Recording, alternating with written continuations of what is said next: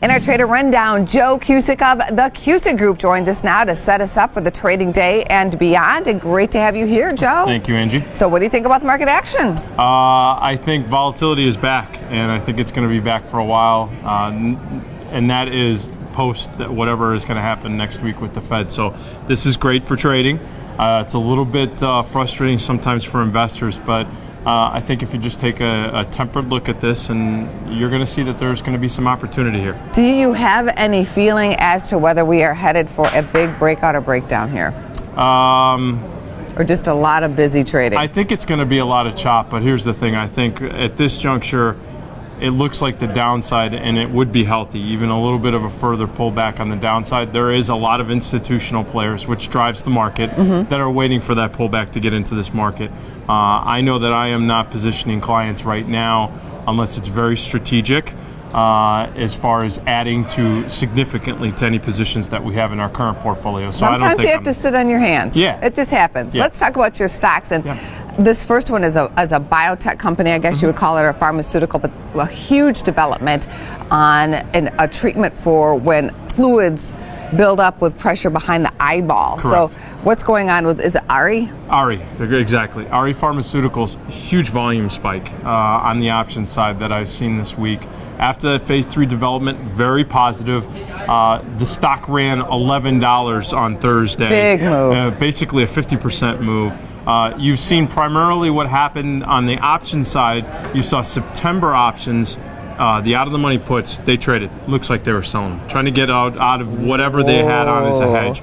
But you saw what was very interesting is the October and also November call options out of the money started to get very active. So traders think this stock has more room to run. That's what that's telling me. That is what's it telling. It could always be wrong, but exactly. That's what it's telling me. But when you have those inclinations and you're leery, especially after stock moves 50% because in one that was day, a big move. Right. The smart thing is to try to find a fixed risk type of opportunity. When you buy call options, that is where you can go into a marketplace, say this is the max amount that I want to risk. So if it drops 50%, you may have only lost maybe 5% of your total capital in your account because of the fact that you bought an option. That's all you can risk, and that's what the players are doing right now in Joe, our area. After yesterday's disappointing retail numbers, I know you're watching Chico's. What do you see happening there? Is this a winner or a loser? You know what? I think Chico's right now is a loser.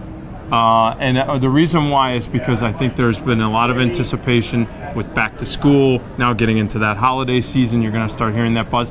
The stock's trading around $12. It looked like there was a strategist that was trying to salvage a trade, sold some September $12 calls to get out of them. They expire tomorrow. Smart, if there's 10, 15 cents on the board, get it off. You were wrong.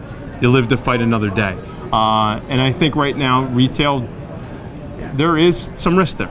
And we want to watch that closely. Agrium is on your list. Why put this on your list when we know this deal is coming up with potash? A couple of big Canadian companies here getting together. The biggest reason was because Merrill came out with the downgrade, and then what I saw was what was a significant size put spread that was done in the end of month October weekly options. Is that a sign this deal might not happen? And it looks like there's someone positioning that basically, not so much that the deal may not happen, and this is the problem, folks, with deal stocks, where the price actually occurs. Right.